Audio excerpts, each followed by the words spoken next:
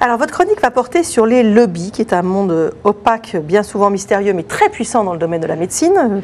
Plusieurs sujets seront traités. Aujourd'hui, vous allez nous décrypter ce qui se passe autour de la cigarette électronique.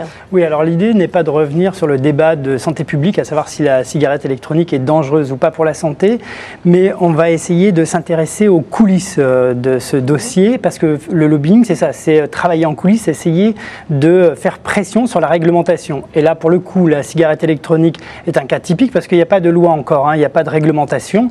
Donc du coup, il y a des groupes de pression qui s'activent en ce moment pour essayer de faire en sorte que cette nouvelle loi qui va bientôt, qui est dans les cartons du ministère de la Santé, leur soit évidemment favorable. Alors, on va passer en revue tous ces groupes de pression. J'imagine qu'il y a l'industrie du tabac là au milieu. Oui, alors le premier, et c'est un gros lobby, c'est l'industrie du tabac. Alors, elle a un argument auprès des pouvoirs publics, c'est que les taxes qui pèsent sur le tabac représentent à peu près 10 milliards d'euros.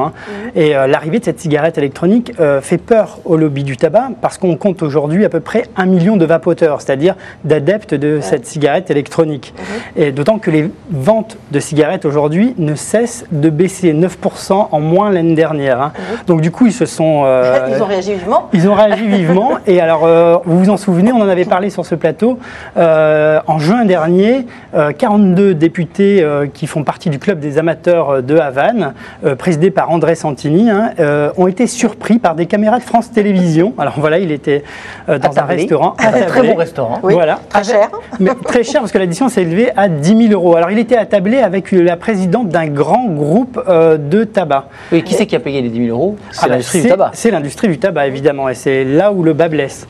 Et pendant ce déjeuner, la présidente de ce grand groupe de tabac a insisté sur la nécessité d'avoir une réglementation équilibrée et cohérente. Alors, qu'est-ce qu'elle voulait dire par là?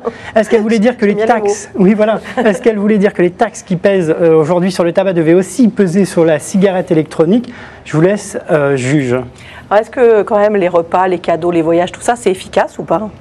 Écoutez, c'est toujours très compliqué à savoir. Toujours est-il que dans ce cas-là, il y avait à ce repas, à ce déjeuner, Thierry Lazzaro, qui est député du Nord, et qui, lui, après ce repas, a déposé un amendement à l'Assemblée nationale pour que les cigarettes électroniques soient vendues exclusivement chez les buralistes.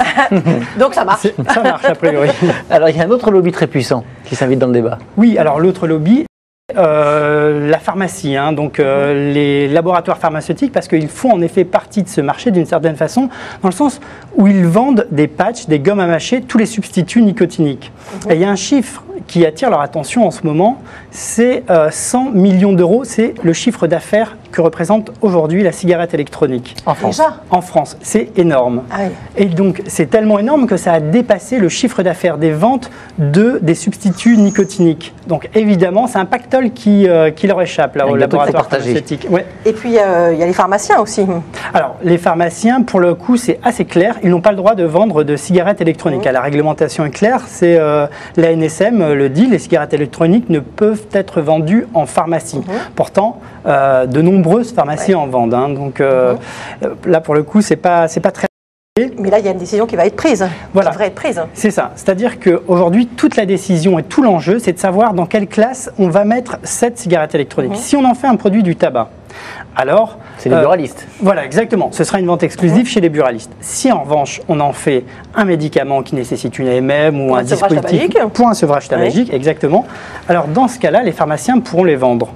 Ça, c'est une décision qui appartient, enfin en tout cas, c'est une question qui se discute au Parlement européen. Ça devait être voté mardi et ça a été repoussé à octobre, d'après mes informations. Il y a eu beaucoup de pression. D'accord.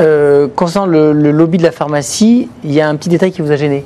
Oui, alors pour finir justement sur la pharmacie, il y a un petit détail qui m'a gêné, c'est-à-dire que Marisol Touraine, la ministre de la Santé, a demandé un rapport qui devait l'aider à créer cette réglementation et ces lois autour de cette cigarette électronique.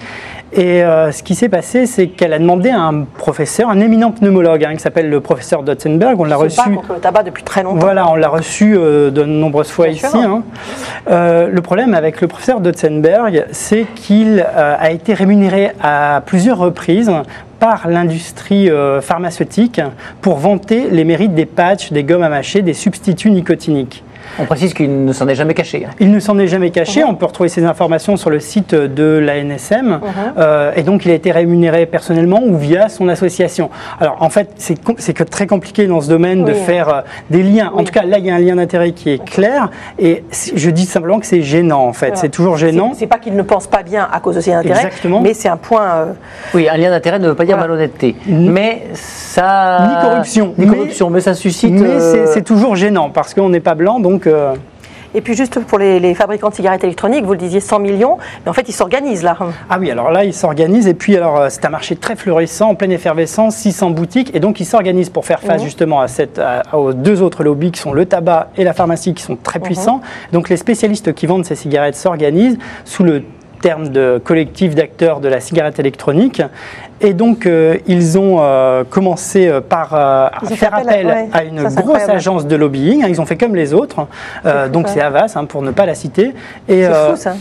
Et donc aujourd'hui, Havas, qui a ces grandes sociétés de lobbying qui ont leurs entrées dans les ministères, qui ont leurs entrées au Parlement, leur ont fait rencontrer les parlementaires, leur ont fait rencontrer la Direction générale de la santé, et ils devraient rencontrer en fin de semaine même des membres du cabinet de François Hollande. Ce qu'ils veulent, eux, clairement, c'est essayer de mettre au point une licence, comme les buralistes, pour vendre exclusivement ces cigarettes électroniques, et pour que le marché leur échappe. C'est qu'ils créent des emplois. Et voilà. Et leur argument, c'est ça. C'est-à-dire qu'en ce moment, c'est pour ça que les décisions ne se prennent pas dans ce domaine. C'est qu'ils ont créé jusqu'à 2000 emplois. Évidemment, ça, en temps de crise... On attend les décisions de la ministre. Affaire à suivre. Votre chronique démontre simplement qu'il y a des affaires de gros sous qui dépassent largement les affaires de santé publique. Exactement. Et que dans le domaine de la santé, il y a beaucoup de gros sous aussi, ça le problème. Merci. On vous retrouve bientôt.